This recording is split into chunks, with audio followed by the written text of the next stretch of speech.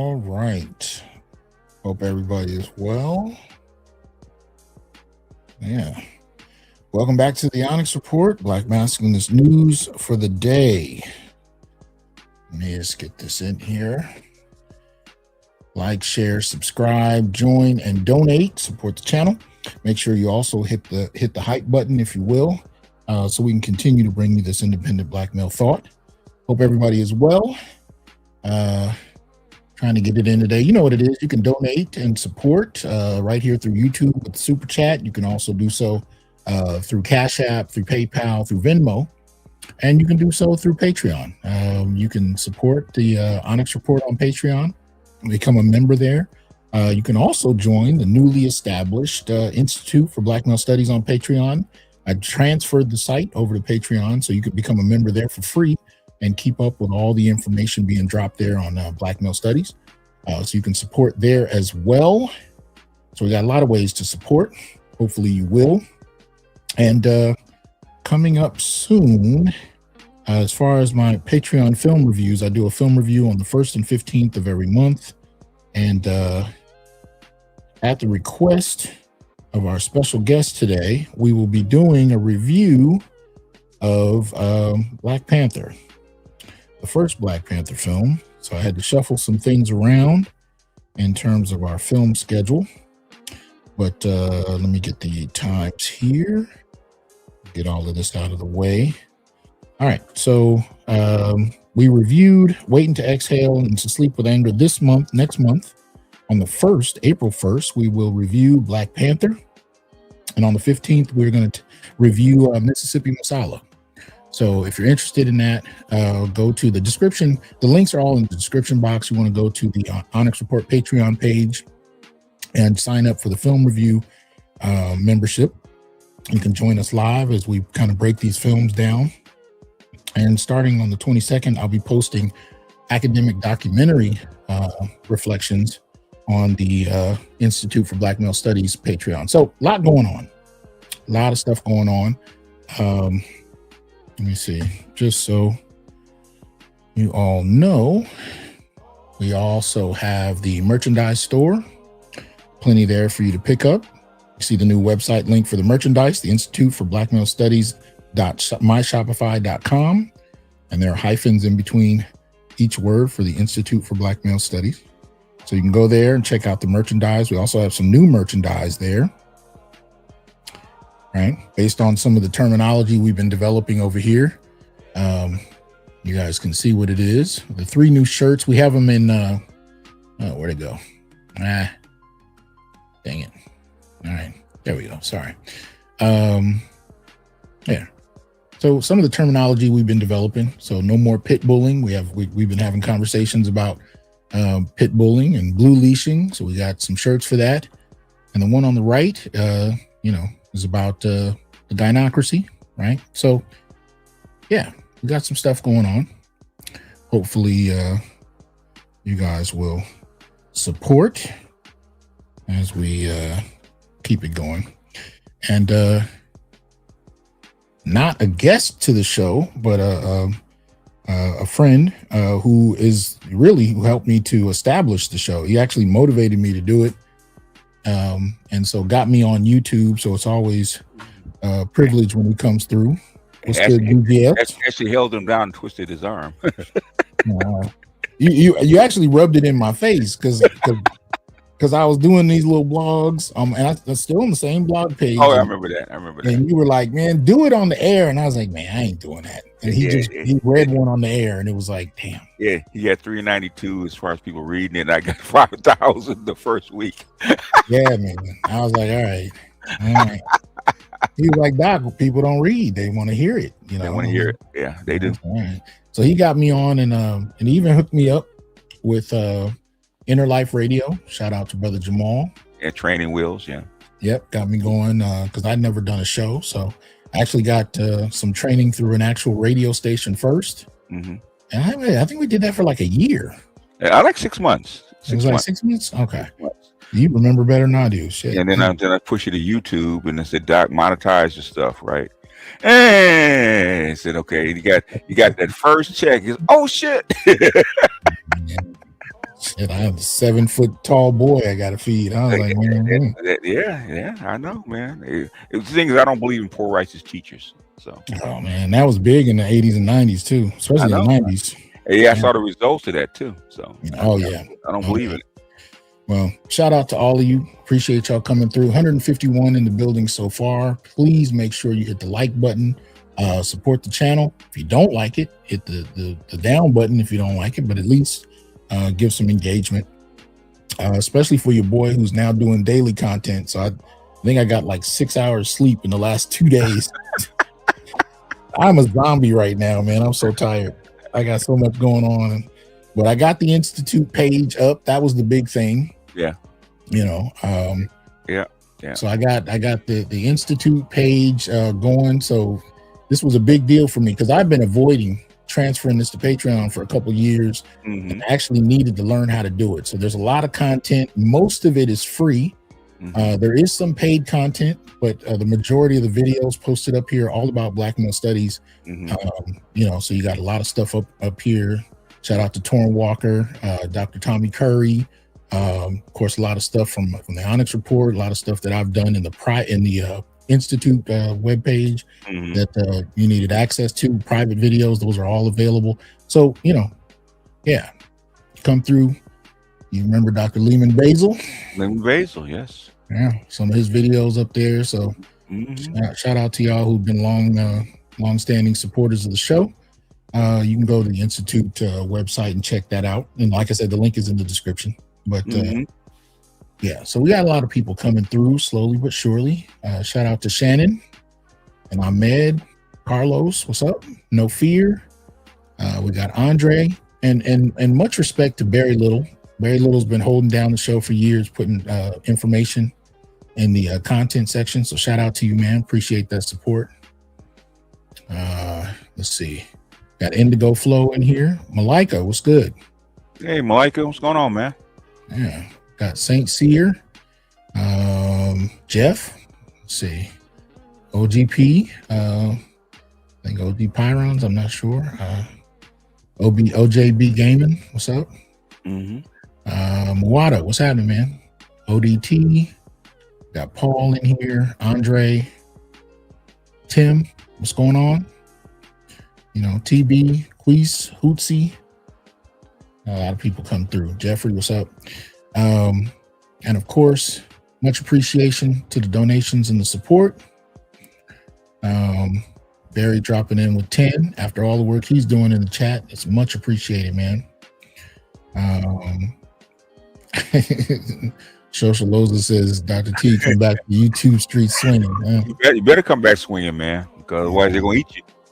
Yeah, man, it's too much going on. I just had to call out some of the things I was seeing. And there was such a huge shift in this last couple of years with, you know, what brothers were doing online. I was like, cool, let me look at it. Let me see what it is, where it's going. And, you know, some of it I love, some of it is cool, but I just think there's some other things that need to be talked about. And I just wanted to add my little, as you always say, my little shekels to the pot to make sure the conversation is flowing. Shout out to Andre. Became a member. Yeah. Barry's going to post the link to the Patreon at some point, so just watch out for him. Okay. We got John Smith. What's up? All right. Already out the gate. The Roger Report. What's up, man? Yeah. He's still alive, huh?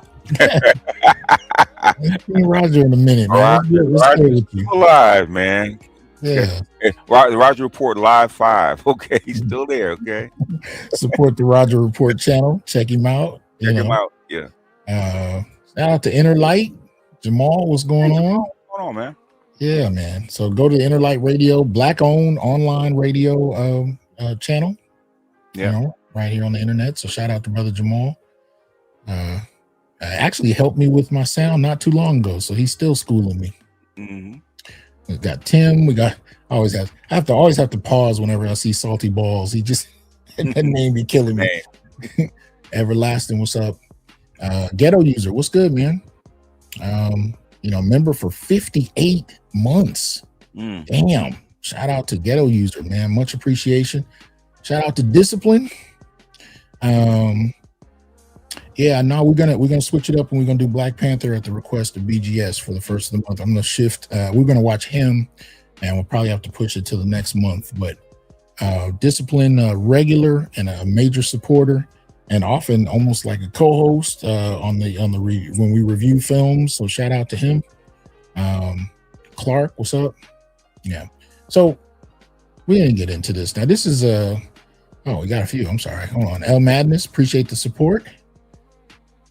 Got KXNG Julian, or King Julian, I guess. Gifted 10 memberships. Thanks, man. Appreciate that. Oh man, they dropping through. Hold on. No Fear. What's good? No Fear Jahir. Appreciate that support. Says Black Intelligentsia Appreciation. Thank you. Mr. Blue Collar. What's up, man? Hey, where you been, Mr. Blue Collar? Yeah, man. Suited and booted. Checking him out. Yeah. All right. Appreciate that support. So always supporting.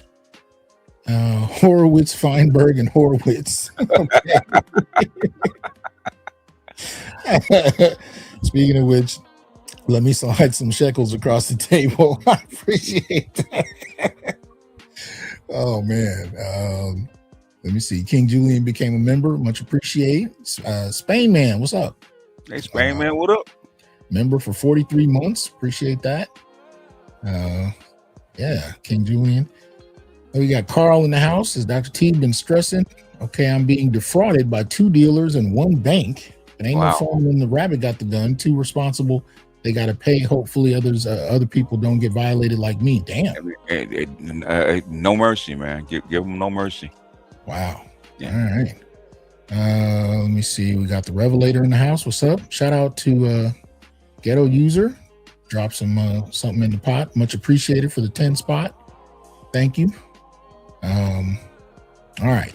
So let me turn this. All right. So I was talking to BGS a few days ago, and we were talking about this whole question of Black male jobs. And I think most of it here, let me go ahead and just put some context to it. Shout out to Torrin. Torrin Walker is a regular, has been a regular on the show. I've interviewed him a few times. He's been a commentator on here. He has his own show on X and does a lot. Has a YouTube channel, has a Substack. So I would recommend you support anything he's doing.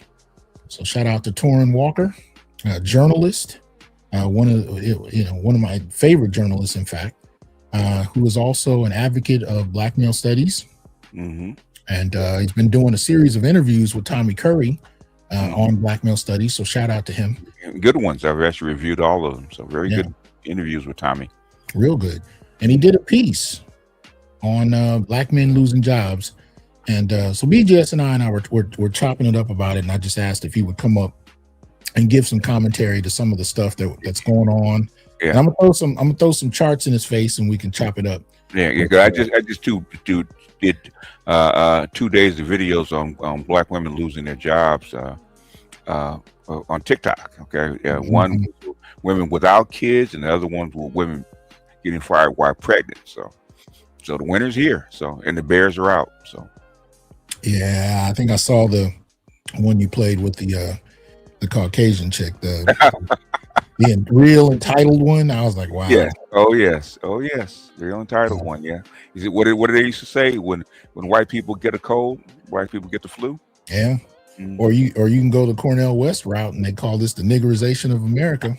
Oh, basically, yeah, exactly, yeah. Well, basically, I think Torrin and Tommy did a video called "We're all Negroes now," right? Yeah, that's what it is. Yeah, we're all Black men now. Speaking of someone that would call it the niggerization of America. Hey Doc, you want a piece of this, man? Come join us if you want to. Dr. Ronald Neal in the house. Throw the email on up, Doc. If you want to come through. Yeah, man. Shout out to him. So Dr. Ronald Neal, BMI 3000 Reloaded. Make sure you support the Ronald Neal channel. Yeah, the inventor of the ice cube effect, where they're still wreaking havoc to Black female politicians. Yeah, man. So shout out to the good doctor. So yeah, man. So this has just been real interesting because it's slowly being talked about that black males are going through something, which I found real interesting. Because much of this conversation started last year. I want to say, was it May? Yes. Where black women lost about 300,000 jobs. It was April. Yeah. April. Was it April? Yeah. And so it was about 300,000 at the time. And everybody went apeshit. Yes. And I was it caught me off guard because I was like, why now? Like, why are they tripping on this? And I did a show on it at the time. So I'll show you why I was tripping on it. Let's see. All right. So I don't know. Can you? I know it's kind of hard to see, but if you can make it out, I got it. All right. So this is a chart that's covering April 2024 through April 2025, and you can see I highlighted the unemployment rates for black men and black women. Of course, I stayed pretty traditional. Shout out to Big Discussions. What's good, Doc? Hope you're well. But I showed up. I showed in blue what you see for black men, and pink what you see for black women as far as the unemployment rates. And I think I only highlighted January through April of 2025, but I just found it interesting because if you looked at January, the unemployment rate for us was 6.9, and for black women was 5.4.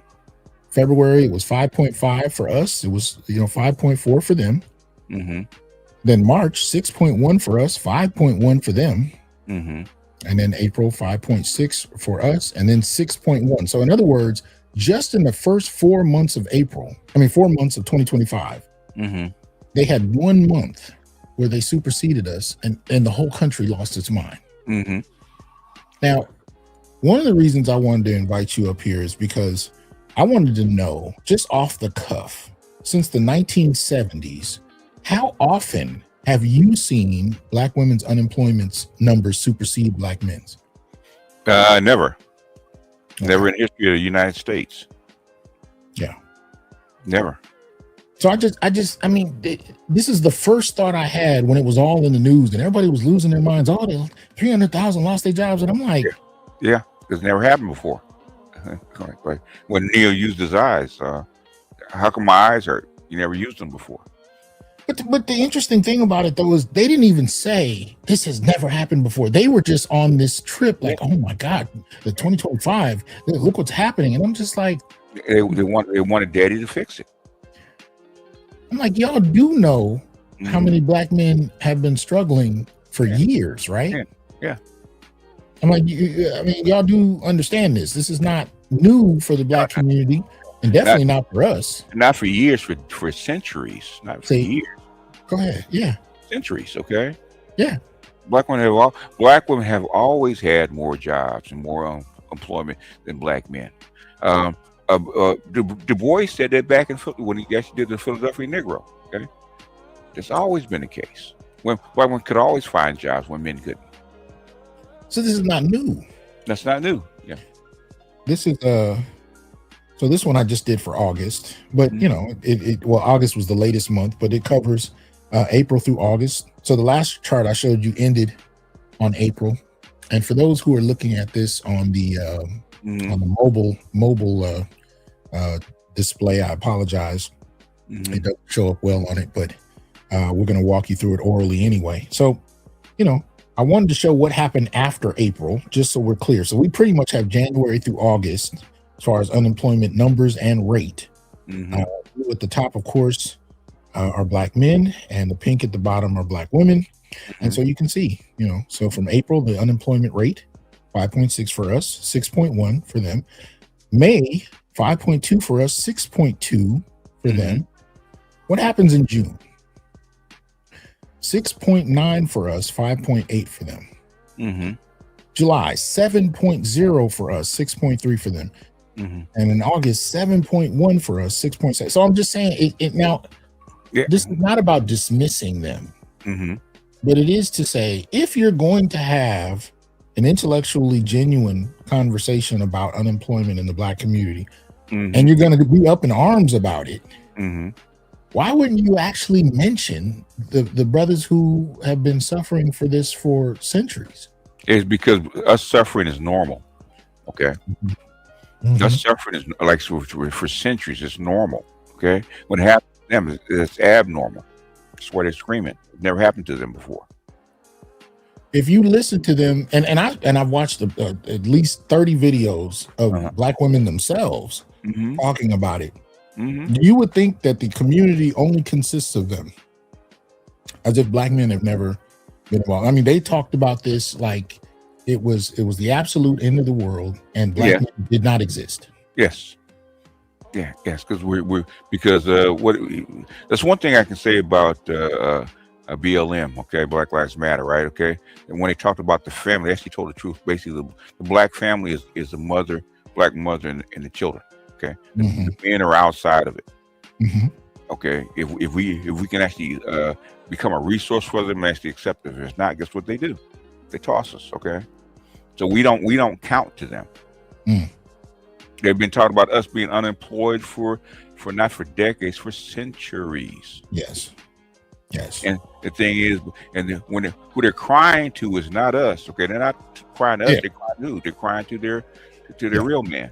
Okay. Right. Yeah. Well, white liberals, and definitely the state. Yeah, and state and white women. Okay. And white women. Right. Yeah. White women. Right. Yeah, they're allies. And each of those groups paid a lot of lip service to this. But it's one of those things where, and that's why if you see, you know what, I wasn't necessarily planning to do this, but I think it's worth it. I have been trying to improve my my thumbnail game.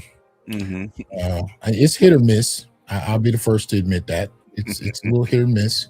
I never paid a whole lot of stock to it, but you know, the thumbnail for this video. That's actually pretty good.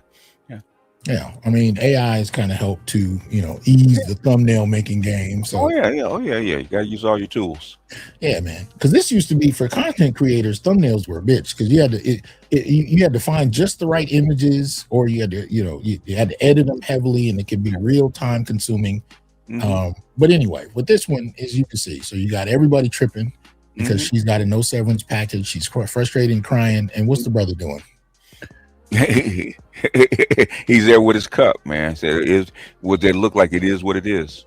He's already been homeless. Like, this is a new thing for her, and everybody's tripping, and he's out there with a, you know, I mean, I'm just saying, when you look at how long Black men have been dealing with unemployment, I'm just like, how do you? The selective blindness is just really, I don't know. It still blows me away. Okay, the thing is once something becomes normalized, you know, according, you know, using academic language, okay, it just becomes Tuesday. Okay. Yeah. You know, the trash is going out on Tuesday, so like it always does. Okay, like it always does. Yep. Like it always does. So it's normal. The thing is, when those numbers flipped, okay, that's when the panic button got hit. Oh no, we can't have this. And when the numbers flipped back around where the people think they should be, nobody says anything. Nobody. That's why Turin actually put it up. Okay, 500,000 Black men lost their jobs, and nobody is saying squat about it because it's normal. Yeah, I'm going to read a portion of what he wrote, but I'm not going to read the whole thing because I want people to join his Substack. Someone look, Corey says, "Black man like first time." Wait, what? I didn't miss. Or it says, he put in the chat. He said, Black men be like, oh, first time. Yeah, exactly. Absolutely. That was the first thing that crossed my mind. Like, really? Yeah. Oh yeah. Fancy meeting you here. Yeah. So we got shout out to Dr. Neil, says white savior has left the room. Oh, shit. Him and over, son. Yeah. This is ridiculous, man. But I mean, you know, I'm gonna read a portion of it because Torn did an excellent job. But like I said, I'm not gonna read the whole thing because I think you should join the Substack, support the brother, join his YouTube page. I know that's free, and hook up with him on Twitter, where he does like long shows, long lives on Twitter or X. I always forget to change the damn name. Anyway. So he says, according to new data from the U.S. Bureau of Labor Statistics, employment numbers for Black men took a steep dive between the end of 2025 and the beginning of 2026. It says in November 2025, 9.969 million Black men were employed. By February 2026, that number dropped to 9.402 million. Mm-hmm. Let me see if I can get a little bit of this on the screen for y'all. See a portion of it. All right. So it says that represents a loss of 567,000 jobs in just a 4-month window. Right. Right. This parallels a widely publicized MSNBC article from 2025 highlighting the data showing 300,000 Black women lost their jobs that year. Combined, that's 868,000 unemployed Black men and women in the U.S. as of March 2026. Mm-hmm. Now, I wanted you to also add a little more to this because you kept up with the numbers of Black women that lost their jobs. It wasn't just 300,000. That was just April to May. Yeah, that was the first 3 months, first quarter from January to I think it was April. But the thing is, they actually lost more jobs than that, and it's ongoing. So I think the total is 600,000 to 1 million jobs. 600,000 to 1 million. Yeah. Yes. But see, the interesting component to that is if you look at what I presented a moment ago about the unemployment rates and numbers for Black men from January 2025 to now. Yes. They've lost 600 to 1 million. How many have Black men lost? They probably more. More than likely. Yeah. Even though there's more, Black females have more jobs than we do because there's more of them. Yeah. Yeah. The rates and the numbers are always going to be a little different based on that because I think Black women have 1 million more jobs than us because there's 2 million more of them. So yeah, right. But shout out to Mike of Malice. I think that's how you pronounce it. Yeah. What's going on, Big Trick? Yeah. So Leon, he actually had something here that I think I referred to in my book as flat blackness. But he says basically people in office use Black male unemployment numbers, but they say Black people. BGS, how many videos have we watched where the rate was 7.5%? Yeah. Oh yeah. The thing is that's very common, and actually that's how they really track unemployment by Black male unemployment. When it's high, that means you're gonna have a bad year. You got Dr. Neal says 20+ million Black and female. Yeah. Well, the number of white women is of jobs. Yeah. Yeah. So it's been increasingly high, and in this time we've seen the very same women who have been doubling down on independence for the last 60 odd years now starting to request 50-50, now starting to re-examine the family dynamic, re-examine gender roles, and it's just like that old phrase, there's no feminists in foxholes. As soon as there's a war and there's a threat of a draft, because I posted on Facebook a while back, they were contemplating opening up the draft to women. Right. And the question was always going to be, well, if that's the case, I wonder how many traditional women are going to come out of that process.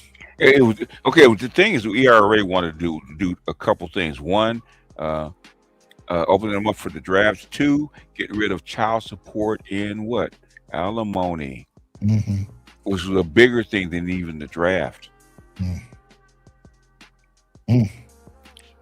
Shafley said, "Are you white feminists crazy?"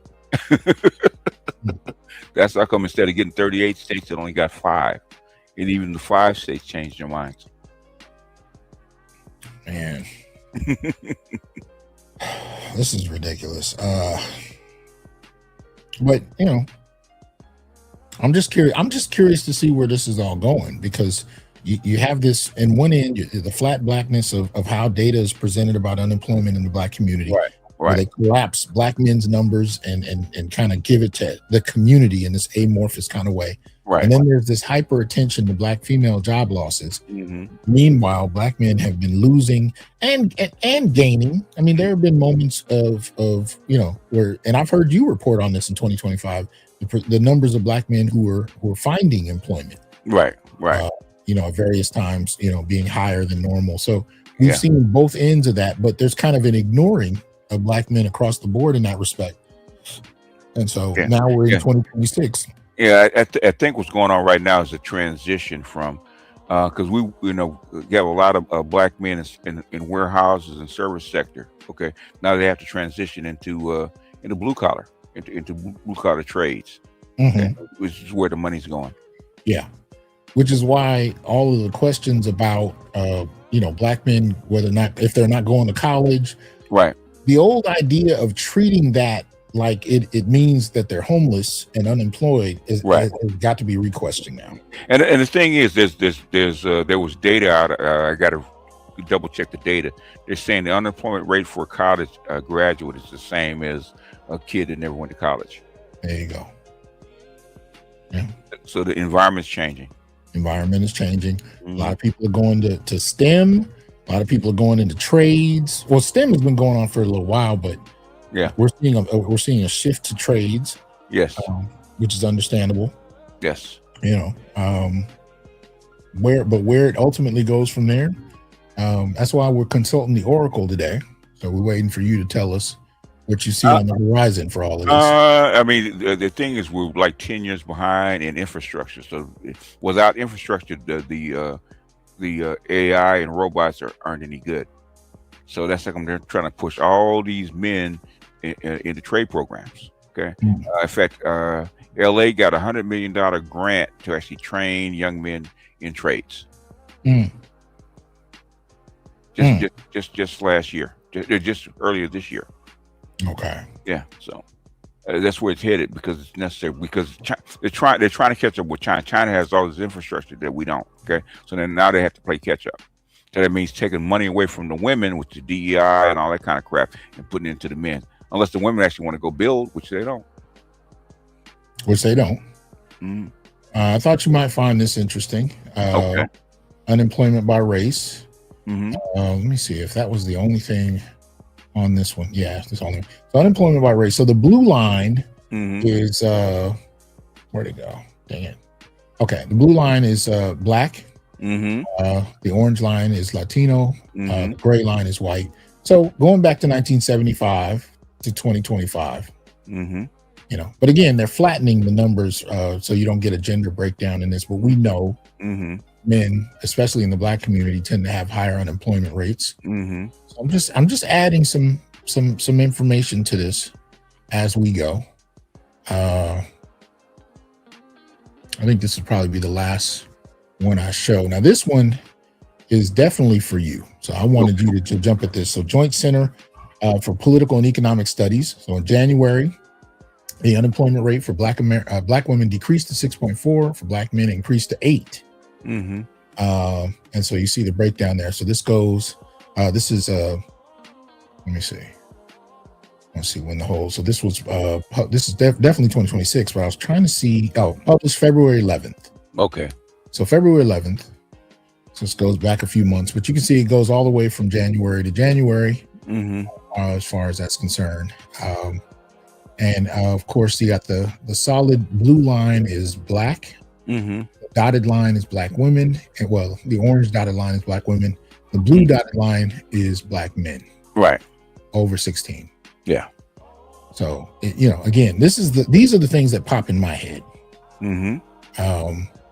But any thoughts for you? And what might this mean for the future of employment as far as what you're saying? So we know you've already broke down how it's moving more to trade. Right. Is there anything else black men can be doing in your assessment? That's the only thing you can do is switch gears and stay ahead of the bears. Okay. If you got talent to go into STEM or talent to go into IT, you got that kind of talent to do that. But the thing is, if you work for Target or you working for Amazon, something like that, man, get into a trade program. Okay. While they're paying for it. Okay. It's, you ain't got time to sit back and say, I don't want to do that hard. Your mic is going in and out again. Okay. The thing is with the reason the women's numbers go back down so quickly is because they go in and out of the workforce. Got alternative. They'll take welfare. They'll get married. They'll get a boyfriend. All this kind of stuff. So they'll drop out of the workforce. That's how their numbers are fluctuate like that. Yeah, that's why it drops so quickly. Ours are fairly consistent. If you notice that ours, it'll dip a little bit, but thing is fairly consistent. It's because we don't have those options.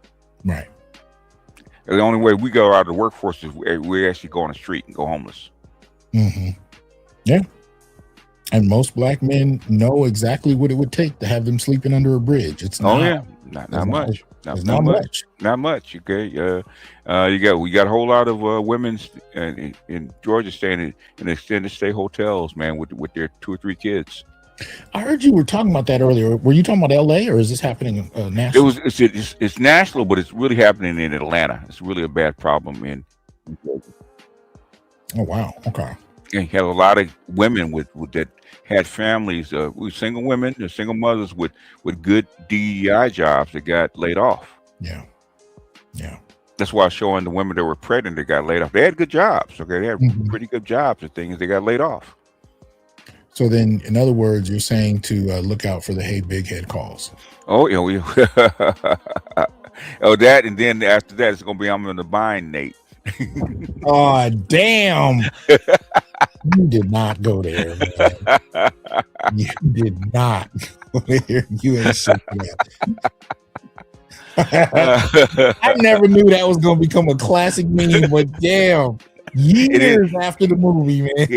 Yeah, that's classic, man. I'm a bind, Nate. You know what I remember when I finally watched that movie again after that resurgence of I'm in a bind. I think she was trying to get the money for him to go to school, and then he changed his mind and didn't want to go. And she was like, "Motherfucker, do you know what I did to get this?" Oh man, I still see Nate smiling in my head. I'm just like, damn, this is oof. But yeah, man, that's what it looks like. It looks like it. Let's see here. All right. Okay, you still there? I'm here. Can you hear me? Okay. Yeah. But no, I'm just trying to anticipate where this is all headed to, and I wanted to ask you, in your assessment, where the war plays into all of this and how that's going to impact, particularly Black economics. The war that's going on right now, okay, it's complex. I don't want to get into go down a rabbit hole, okay. The war is about about the petrodollar and where that goes, okay, and if they can't figure out how to get around this, okay, one or two ways: either rapid inflation or deflation, okay. If the gas prices keep going up, they'll start parking trucks, okay, and start parking trucks. That means food, energy, all that stuff will actually go up. And jobs will actually start laying off people. Already laying off people in airlines, in delivery services, stuff like that. Is because fuel is actually going up. And when people start losing jobs, they stop ordering stuff. So we're sliding toward the recession. That kind of happened in 2008, right before the mortgage crisis. Okay, when fuel actually hit, I think diesel hit $5 a gallon. Started sliding toward a recession. People weren't ordering. They were laying off people on jobs. Prices were high, okay, as far as food and stuff was concerned. So it's going to be a mixed thing. I think we call it stagflation. That's what happened in 73. You had inflation as far as products, and you had people losing jobs on the other end. So we actually caught, in between, in a vice. Okay. The global reach of this is something I'm still trying to play catch up with. So I just got an email from your boy Adrian, our boy Adrian. I hope he's well. And he sent me a video. It says Philippines has 45 days left of fuel. Yeah. Declaring state of emergency from Iran war. So the cracks in all of this are sometimes unpredictable. And there's a couple of things that are going on, and fuel is one. Also, fertilizer is another. Okay, it's not coming out of there, and so the growing seasons probably will get short, and food will actually start rising because we actually import a lot of food. Okay. All right. So that's the price of food, the price of fuel, the prices of transportation will actually start going up, and then people can't afford to actually keep people working. Yeah. Okay. Yeah. So we're going to get caught in a vice. That's what we call stagflation. Man. Shout out to MS Delta. Says it's tough out here. My boss just told me he was giving me more space to hire more people. The space used to belong to a lovely lady, Becky, not making use of it. Big boss is cutting the fat. Keep grinding, brothers. Yep. Keep grinding. Okay. The bears are out. And, I was telling my brothers earlier, I said, okay, you can't save her. That's one thing about these men losing 500,000 jobs. Okay. You cannot afford to save her anymore. Wow. If she's in a bind, she got to be in a bind. She got to walk away just like Nate did. Okay. Wow. And that's that. And so they were depending on black men getting jobs that she's rescuing these women. You can't save her anymore. By the way, I meant to thank MS Delta for the support on that as well. Thank you. But no, I hear you. And this is definitely we're looking like we're walking into some rough times, because that was the other thing. I meant to hold on. Wait a minute, where did it go? We're already in rough times. It's just going to get rougher. Yeah, but I wanted to hold on. Let me see if I can pull this back up. Because one of the things, here we go. All right. So the chart here, it's real interesting. You could look at the different time periods. I meant to do this earlier with you. So it starts from 1975, goes to 2025. You can look at key periods and see, how it impacted us. So 1980. What now, we haven't seen numbers this high since 1980. And 1980 was the peak of stagflation when it started going down, because Ronald Reagan actually borrowed. The dollar wasn't worth anything, right? And Ronald Reagan actually borrowed $4 trillion from the Social Security Fund to actually stabilize the dollar. That's how come it went down. Let me see if I can enlarge it a little bit. 1980 peak. Remember in 1980, I think interest rates were like 23%. Yeah, that's what was going on right then.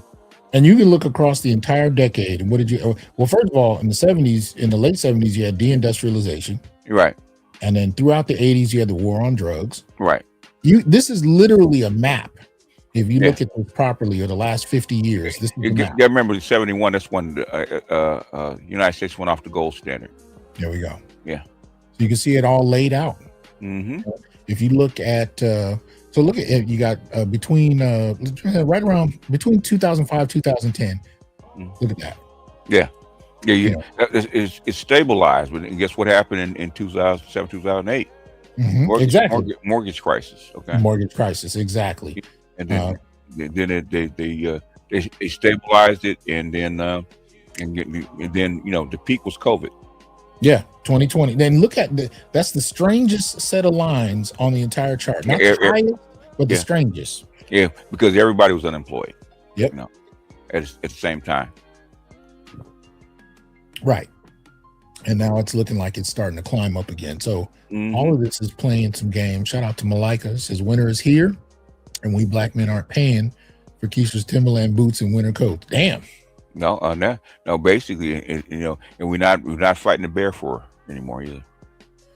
Shout out to Big Discussion 76. Says thank you for the collaboration and your advocacy for black men, Dr. T. Shout out to you, man. Hope you're well.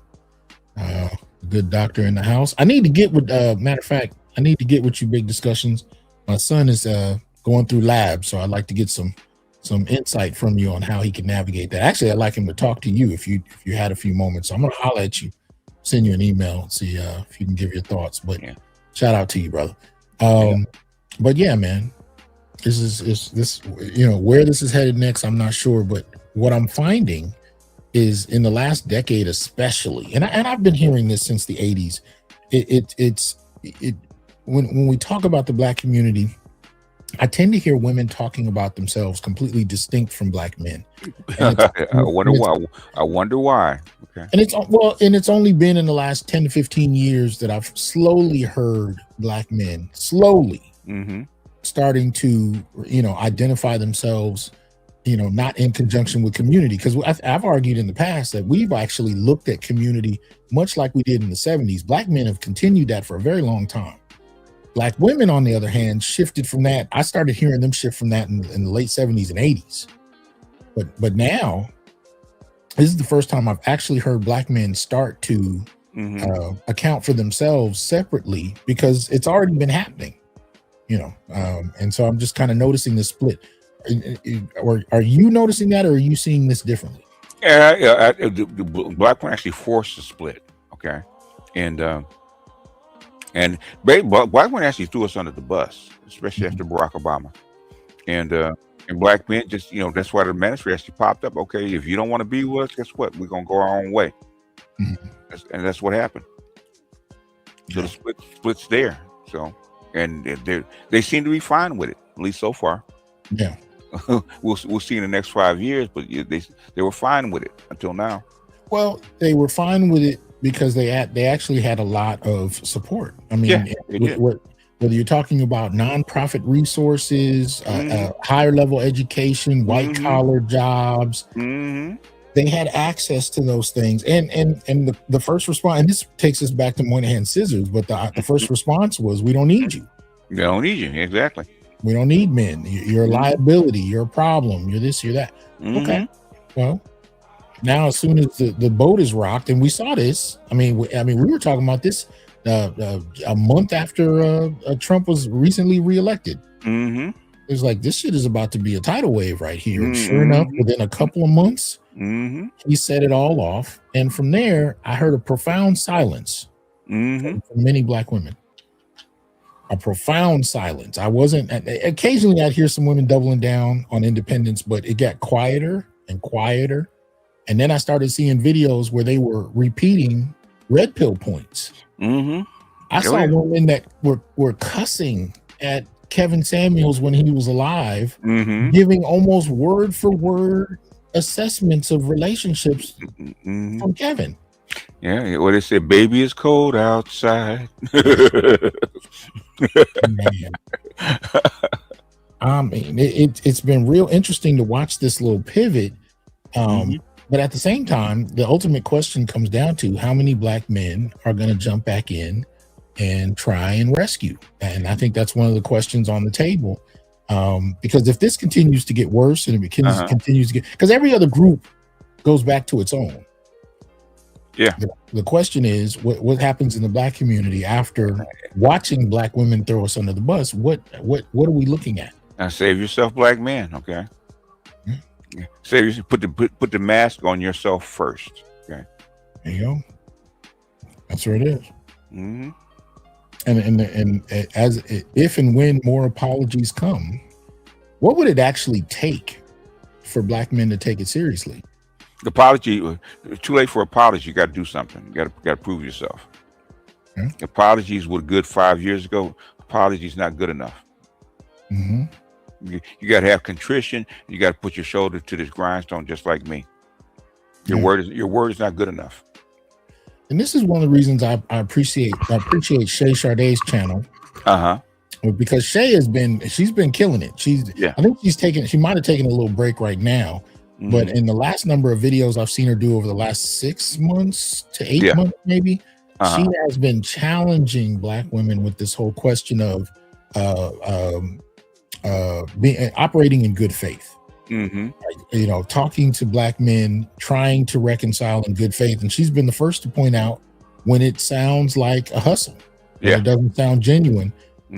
She's been pointing that out. And I appreciate her for that, because there's not a lot of women who have been doing that work before it was popular to do. It wasn't, and especially with her approach to it, you could tell she's not out there, trying to get at 1 million subs. She's doing this genuinely. But one of the things she pointed out is in this current moment, she's been noticing women actually changing their narratives, but she's also been pointing out when it's bullshit. So I don't know if you've had a chance to watch any of her work on that. Oh yeah, I do, especially when it comes to so-called divestors. She's been taking them to task. The white man can't save you either, so good luck. Damn. Winter's here for him too. Oh man. But he was never pursuing black women in any significant manner anyway. But we burst that dream right now. Okay. Yeah. The numbers are too low. Numbers are too low. Been too low. Yeah. So I don't know, man. So I just wanted to come at this question and look at some data around it, because I find it interesting how when black men lose jobs, it's par for the course. And when others lose jobs, even black women, it's a news report. Yeah. Black men is supposed to be dusty. Yeah, it's supposed to be, right. Mhm. But there was a time, I would say, where at least in the early 70s, if there was an announcement about job losses in the Black community, Yeah. there wasn't an attempt from within the community to bury Black men's numbers and hyper focus on Black women. I didn't really see that early on, but I mean, you tell me. You had a shift in the 80s, okay, with what they call Jane Crow, where sex actually superseded race. That's what happened. Kimberly Crenshaw, intersection femininity. It actually got on steroids with Bill Clinton. Actually sent all these women to college, all these baby mamas to college. Got put on steroids, and that's like on the ministry formed 10 years later. And it's interesting to see how that ties into the quote unquote end of the civil rights movement. You can mark the end of it with the transition of Black women from moving from race to gender. Yeah. The best period the Black men had was from 1968 to 1977. And then the white feminists and the Black feminists started eating at those gains.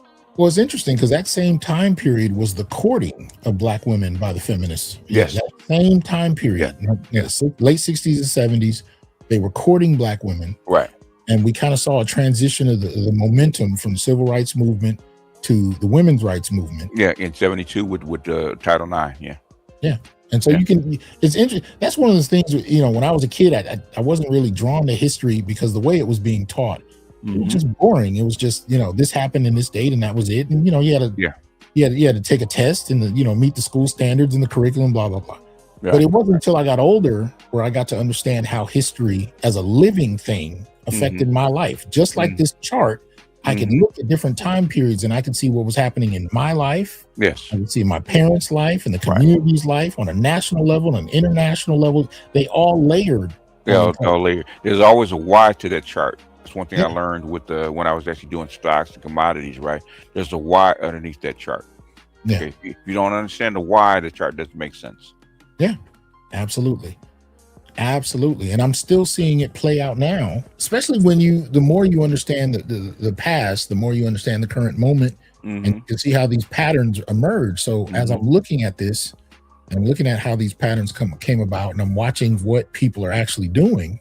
But the only thing I will say is as far as Black men are concerned, right, it's going to be an interesting pattern, and I'm starting to wonder if international travel is going to be more and more difficult or easier to do based on what's happening internationally. Once things settle down, because this can't keep going on forever unless you're going to get a crash. Okay, and nobody wants that. It should be easier.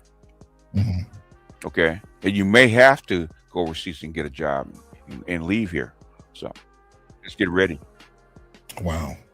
You get your skills up, make sure your skills are actually transferable, and you might have to get on a plane and go someplace else, man. Just might have to. Wow. You got to put all your options have to be on the table. So don't limit yourself to this little sphere we call the Black community. Okay, I know it's comfortable, it's what you're used to, but things you can't let that be your whole world. I'm sorry. Even dysfunction can become comfortable when we blue leash. Well, you just went through blue leashing, right? Okay. Mother almost got him killed. He's still trying to save mama. Yeah.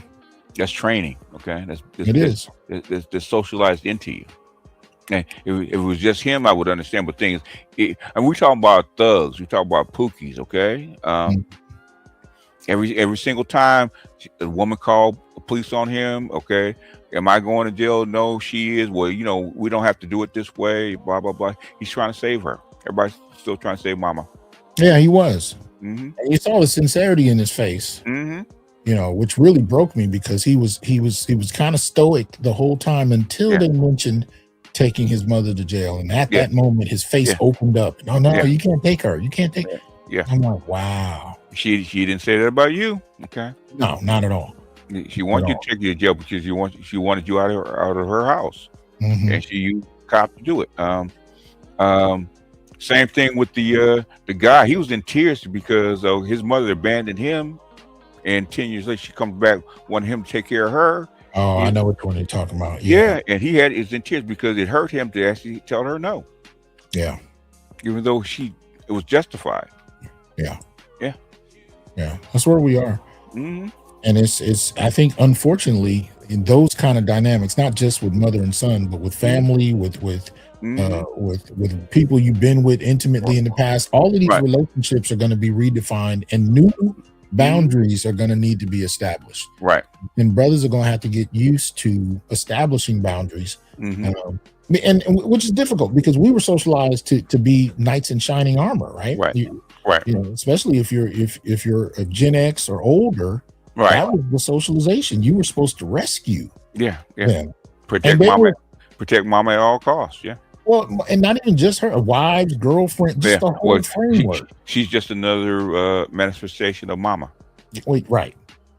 But see, here was the exchange, though. You were supposed to rescue her, and she was supposed to appreciate you. Yes, at least. And now the dynamic is, you're supposed to rescue us because we exist. Yes. I think a lot of women never understood the exchange of resources in terms of the original gender role dynamics. They never really understood it.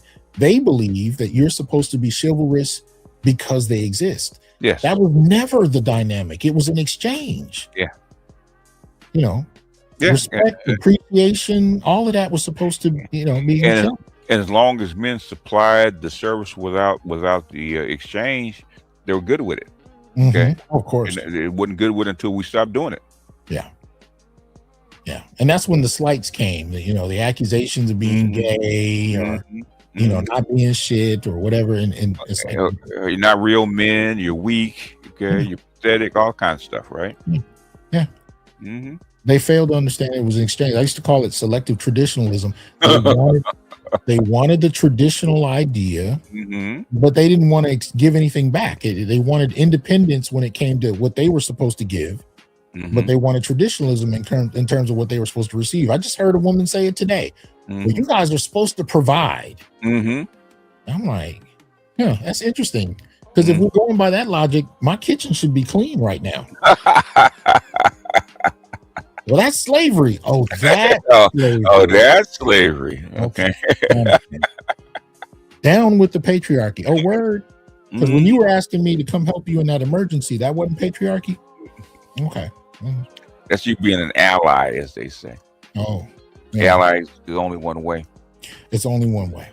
We're reaching a point where I think Black men are going to have to establish new boundaries. For some, it'll be what they're already doing. Like when I think of Dead Set, he's already got that down. Dead Set has been establishing boundaries for years. Yes. But I think for most brothers, it's going to be a transition. My thing, and white boys are picking this up too. It's called ROI, return on investment. Not 5 years from now, not 10 years from now, day one. Right. Maria brings the plate her first meeting with you. Okay. ROI from day one. Well, I think I told you my neighbor is in that very situation. There's a brother with a Latina, and I think they've been together like 15 years. Right. But he told me, he said, man, the first time we met, he said, I was living with my parents and I was unemployed. Right. And he said, our first date was a Netflix and chill at my house, at his parents' house. She showed up with a meal. Yes. She cooked with a pie that she made. That was their first date. It's their first date. Yeah. They're still together now. Yeah. And I'm just like, this is not, I don't hear those kinds of stories in the Black community anymore. Not like that.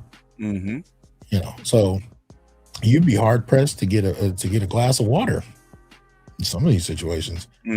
Anyway, moving into the environment that we're moving into, I'm just curious to see how willing people are going to be to change up, and whether or not Black men are going to accept it or continue what they're doing. They can't. The thing is, they won't be able to. They can't. They can't because they can't afford to. Can't afford to. That's why you see all these Black boys. Your son is probably he's the exception now, but then he used to be the rule. Okay. I'm not going to engage. Can't Mhm. afford it.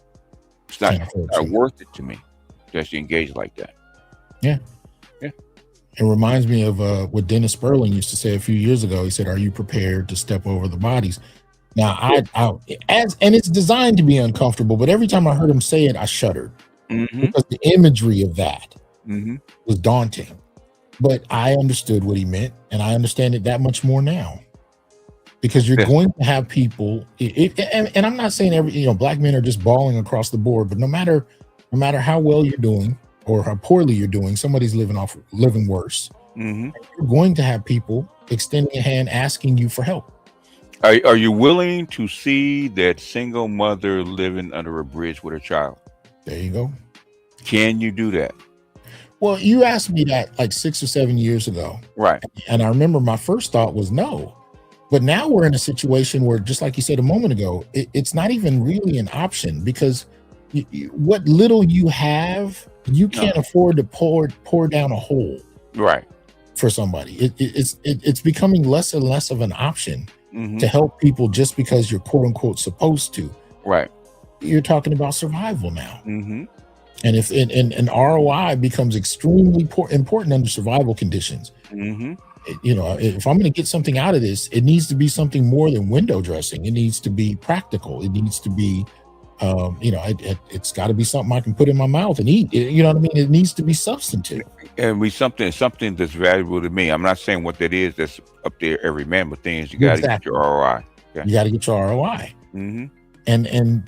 And the question really, and this has been going on for years, is what exactly that means. So whenever we have that conversation, remember people would have those conversations about the table, not the table. When women would say, when men would ask, what do you bring to the table? Right.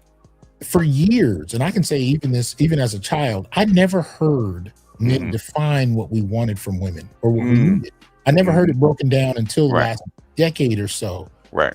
But to this day, I still don't hear women who are able to articulate what it is they're offering men. They've never been trained to. They can, but they don't want to do it because it makes them sound like a prostitute. Well, they don't sound great now because what they're presenting now is the one-way traditional, the selective traditionalism. Yeah. You're supposed to do for me, and I'm supposed to receive. That's not working well. You would at least do better to say this is what I'm willing to offer, but they're still on that I am the table nonsense. And it's because I have vagina, and that's the table, and that's what you want. Dave Chappelle said it best once. He said that if you put pussy on the NASDAQ, the numbers are getting lower and lower. 50-point drop. And I really do wish they would. They do put that on the NASDAQ. We should start our own NASDAQ. The price of food plummeted today. The price of coffee is down 20 points today. Yeah, man. It's at that point where, and this is something that I think men are going to have to talk about. How much is it worth to you? Sex, all of it. How much is it worth at this juncture? Are you willing to bring in that struggling single mother into your household and support her? Under what circumstances? Under what circumstances? Or even a woman that doesn't have kids. Okay, under what circumstances? Okay. Yeah. And I'm not saying not to do it. I'm just saying when you do the math, I think more and more men are looking at it like, I can't afford to drown to play out some drama that that people are telling me I'm supposed to play out. It just doesn't work. That's why I put that picture of that Tesla home and the e-bike. Okay.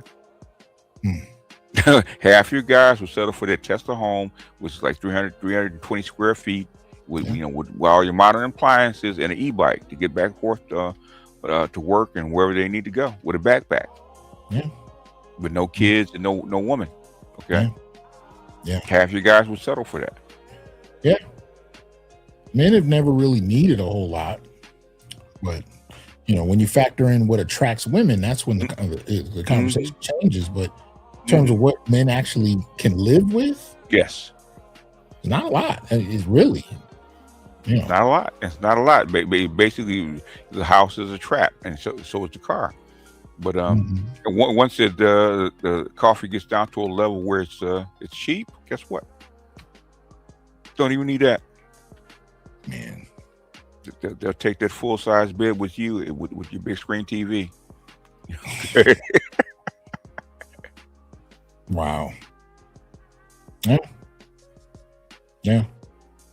So that was it, man. I just really wanted to ask you your thoughts on some of this because yeah. The thing is, I think the men losing their jobs is because a lot of your factories and service sectors actually laid off. That's going to happen. Thing is, men need to transition into something else because there are jobs on the other side, the things you're not trained for. You got to get in and start training for them.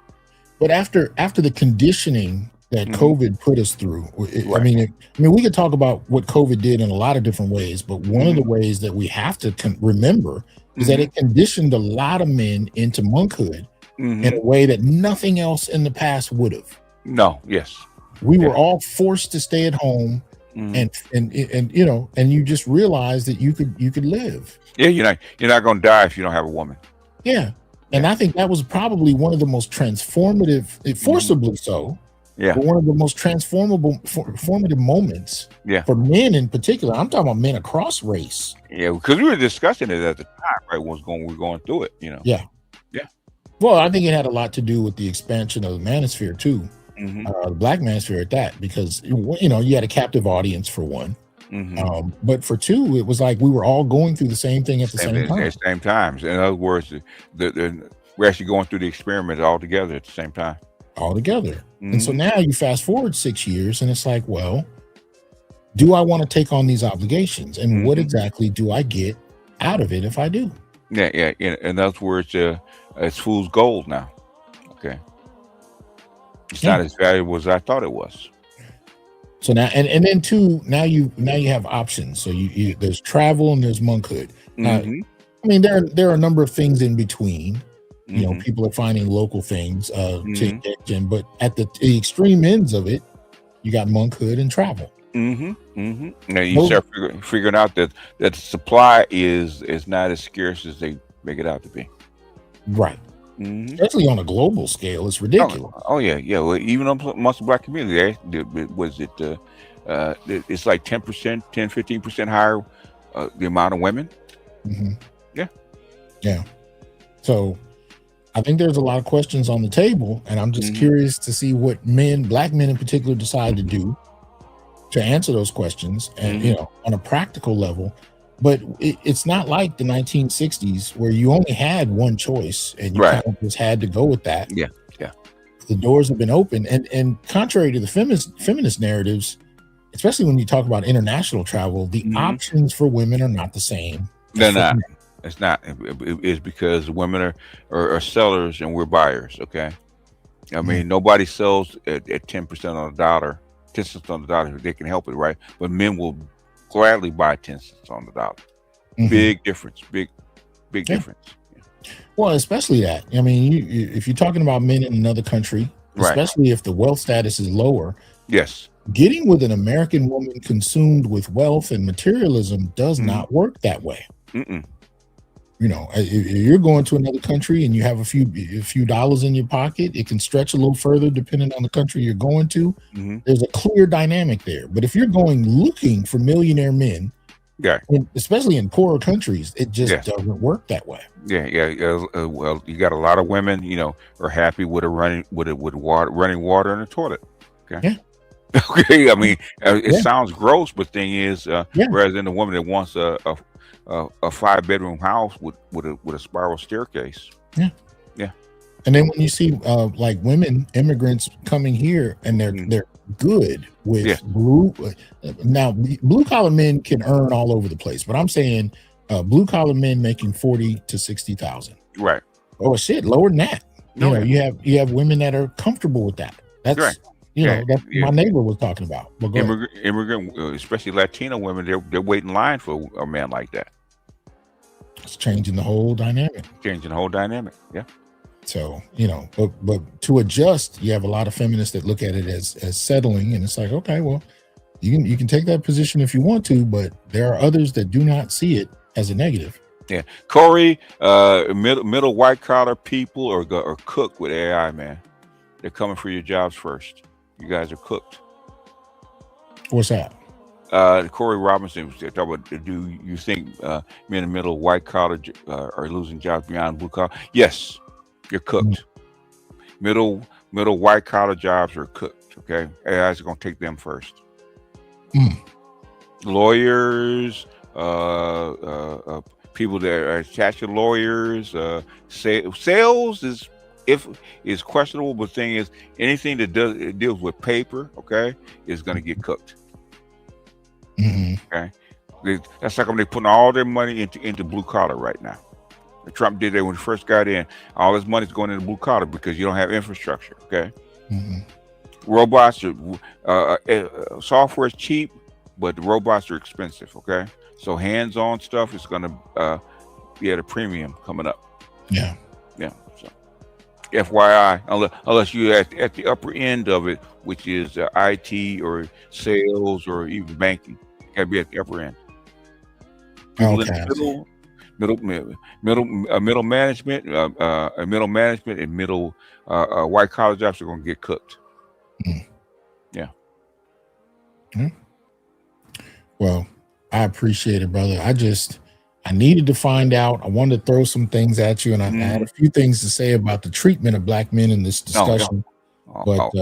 I mean, this is, how long have they been complaining about black men not having jobs and black men going to jail, yada yada yada? It's like Tuesday, man.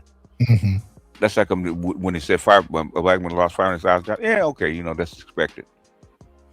Well, yeah, when you look at the history of job losses and unemployment for black men, that's a Tuesday. It goes up and down. It goes up and down, yeah.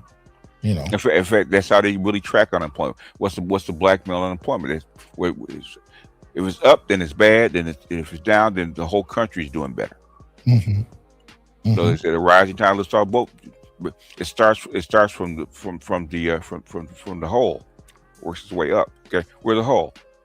Yeah. We're the first thing that the tide hits. Yeah. And not the easiest place to be, but we ain't got no choice, right? Like they said when the Saints after Hurricane Katrina, we it. Yeah, and we it. But this is where we are, and I think overall, if black men can come to appreciate their position and engage it more strategically. Yeah. Setting up boundaries, making decisions before you end up in the situation. Right. Make some critical decisions about where your values are. What do you, where are you going to put your resources? Who should have access to them? These kind of conversations are changing everything, man. And I think, to not do that is a mistake. And stop trusting black women with your education and with your money and everything else. Okay. You're going to have to take charge of that. Okay. Stop letting their tears affect you. Okay. When it comes down to child support, comes down to 50-50 custody, comes down to DNA testing at birth, stop listening to them. Okay. Got you. Black men have to save themselves first. Okay. Yeah. We've been the we for a long time. Have to start being the me and the he. Yep. Well, I appreciate you coming through. All right, Doc. Appreciate everybody coming through. I think I might have to go. I need to collapse for a little bit. I don't get you, Doc. I do not get you, man. It's either feast or famine with you. I know, man. I don't know what it is. It's almost, I was saying before, it was a different time, but I think it's like 6 months out of the year I can't move, and then 6 months out of the year I can't stop moving. So I don't know. I'm just ridiculously exhausted right now, but I do appreciate the support that I've been getting. A lot of brothers are digging the daily format, daily videos. I want to appreciate that. Please make sure you support the shows so that we and I mean this for a number of people. BGS, some of the brothers I shouted out earlier from the chat. Support your content creators who provide the work that you appreciate. Because we're not corporate sponsored. We're out here doing this on our own. So right. But at the end of the day, thank you for coming through, man. Appreciate it. All right, shout out to everybody. And we'll kind of close it out from here. Any closing thoughts, man? There's plenty of solutions to things. Are you guys willing to actually take them? Okay.